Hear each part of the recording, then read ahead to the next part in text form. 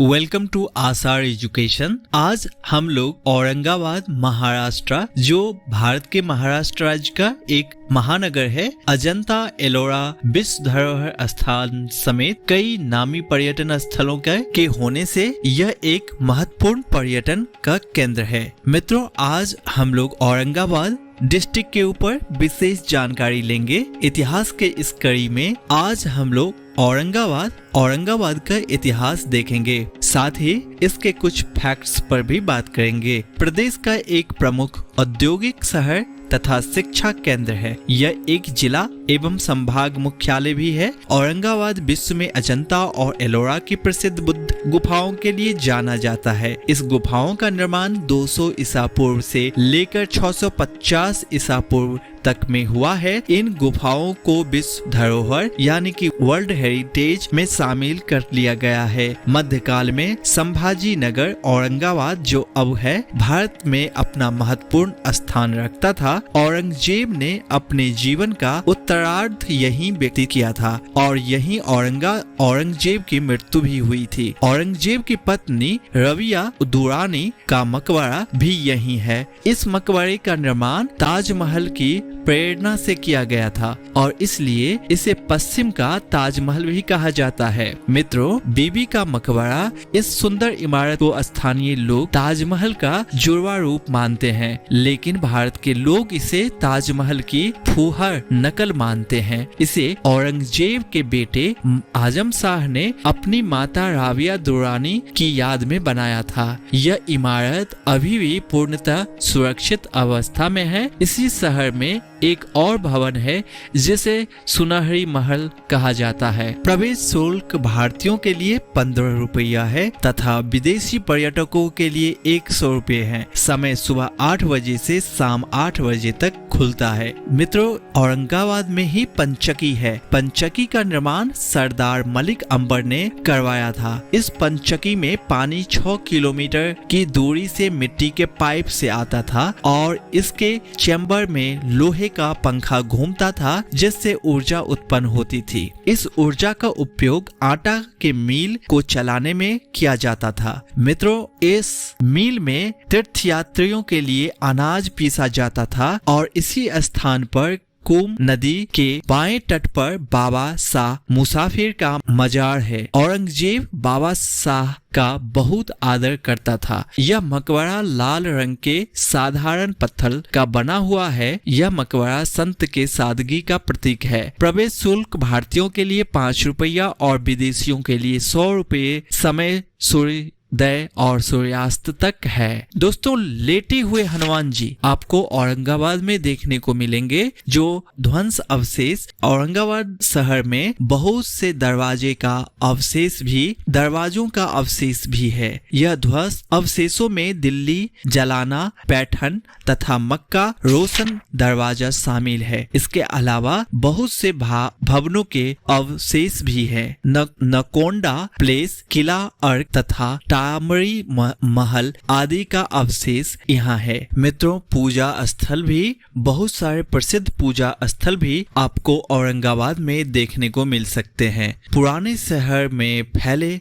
ये मस्जिद और दरगाह लगातार उपयोग में आने के कारण अच्छी आस्था में है। इन भवनों में जामा मस्जिद प्रमुख है, जो निजाम और मुगल के शासनकाल में अपना महत्व रखता था। जामा मस्जिद के अलावा शाहगंज मस्जिद, चौकी की मस्जिद, इस मस्जिद का निर्माण औरंगजेब के चाचा ने करवाया था, आदि इमारतों भी देखने योग्य है। शहर के उत्तर में पीर इस्लाम की दरगाह है। इस दरगाह में औरंगजेब के शिक्षक की समाधि है। बनी बेगम बाग, यह सुंदर बाग औरंगाबाद से 24 किलोमीटर दूर खुलदाबाद में स्थित है। इसी बाग में बनी बेगम की समाधि बनी हुई है। बनी बेगम औरंगजेब की पत्नी थी। इस मकबरे में भव्य गुंबद, पीतल तथा फव्वारे हैं। यह मकबरा दक्कन प्रभावित मुगल वास्तु वास्तुशैली का सुंदर नमूना है। औरंगाबाद की गुफाएं दोस्तों प्रसिद्ध है। ये गुफाएं शहर के कई किलोमीटर दूर उत्तर में स्थित है। यह गुफाओं में बौद्ध धर्म से संबंधित चित्रकारी की गई है। यहाँ कुल 10 गुफाएं हैं जो कि पूर्व और पश्चिम भाग में बटा हुआ है। इन गुफाओं में चौथी गुफा सबसे पुरानी है। इस गुफा की बनावट हनियान संप्रदाय के संबंधित वास्तुशैली में की गई है। इन गुफाओं में जातक कथाओं से संबंधित चित्रकारी की गई है। पंचमी गुफा में बुद्ध और जैन तीर्थकर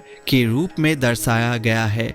प्रवेश शुल्क भारतीय के लिए 10 रुपया तथा विदेशियों के लिए 100 रुपये है। यह सुबह 9 बजे से शाम 5 बजे तक खुलता है। दोस्तों अब दौलताबाद देवगिरी नाम से जाने वाला इस किले का असली नाम देवगिरी है। इसे देवगिरी के नाम से भी जाना जाता है। यह शहर हमेशा शक्तिशाली बादशाहों के लिए आकर्षण का केंद्र साबित हुआ है। वास्तव में दौलताबाद की सामरिक स्थिति बहुत ही महत्वपूर्ण थी। यह उत्तर के दक्षिण भारत के मध्य में पड़ता था और यहाँ से पूरे भारत पर शासन किया जा सकता था और इसी कारणवश बादशाह मोहम्मद बिन तुगलक ने इसे अपनी राजधानी बनाया था, जिसने दिल्ली की सामंत जनता को दौलताबाद चलने का आदेश दिया था। लेकिन वहाँ की खराब स्थिति तथा आम लोगों की तकलीफ के कारण उसे कुछ वर्ष बाद ही उस राजधानी को पुनः दिल्ली लाना पड़ा।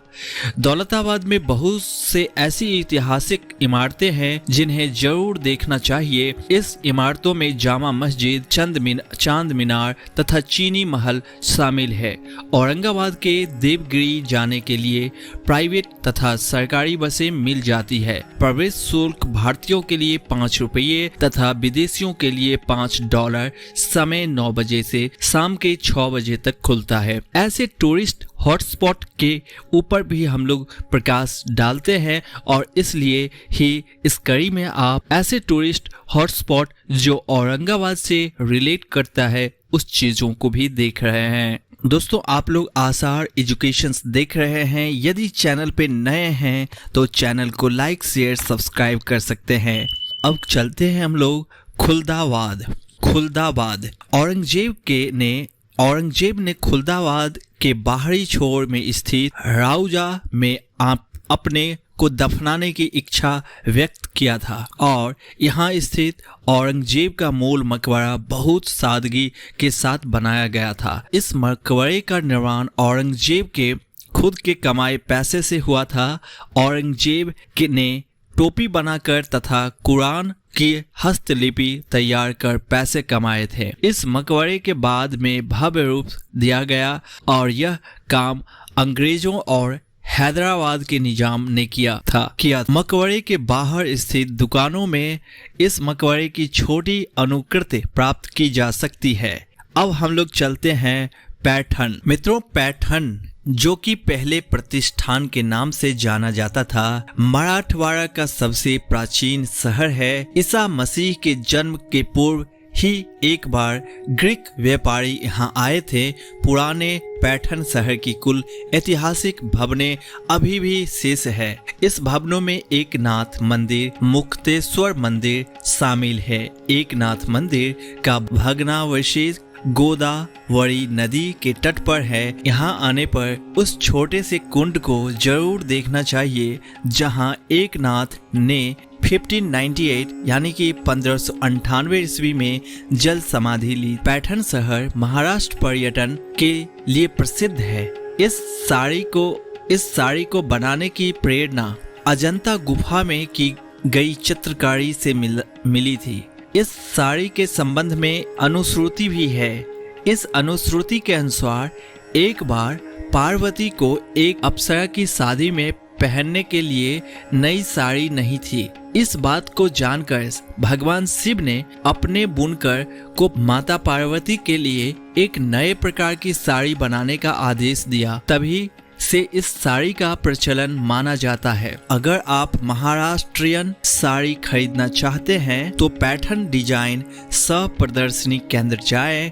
यहाँ रेडीमेड साड़ियाँ मिलती है और ऑर्डर पर भी साड़ी बनाई जाती है। दोस्तों है ना गजब की बात। देखिए अजंता तथा एलोरा जो बुद्ध गुफा औरंगाबाद शहर में ही स्थित है। अजंता गुफा जिसे अंजीठा भी कहा जाता था, गुफा की खोज अंग्रेज जॉन स्मिथ ने 19वीं शताब्दी में की थी। ये गुफा चारकोलित पत्थरों की बनी हुई है। इन गुफाओं में बौद्ध धर्म से संबंधित चित्रकारी की गई है।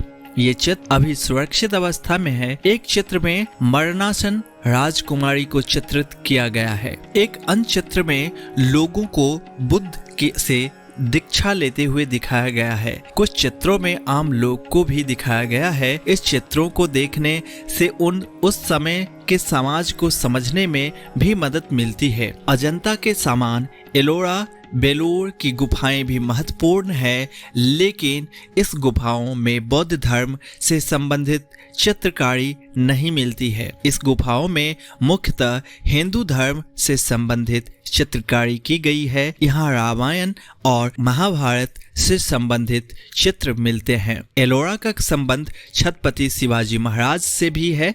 यह छत्रपति शिवाजी महाराज का पैतृक स्थान है। छत्रपति शिवाजी के दादाजी मालोजी भोसले बेलूर गांव, जो कि अब एलोरो के नाम से जाना जाता है, में रहते थे।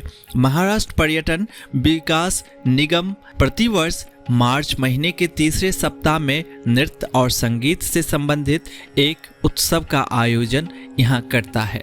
दोस्तों औरंगाबाद लोनार देवी के वजह से भी बहुत ही प्रसिद्धि प्राप्त किया है। माना जाता है कि 50,000 वर्ष पहले आकाश से 20 लाख टन का एक उल्कापिंड गिरने से एक विशाल गड्ढे का निर्माण हुआ था। आज यह जगह एक झील का रूप ले चुका है। इस क्षेत्र को स्थानीय लोग लोनार देवी का क्षेत्र मानते हैं।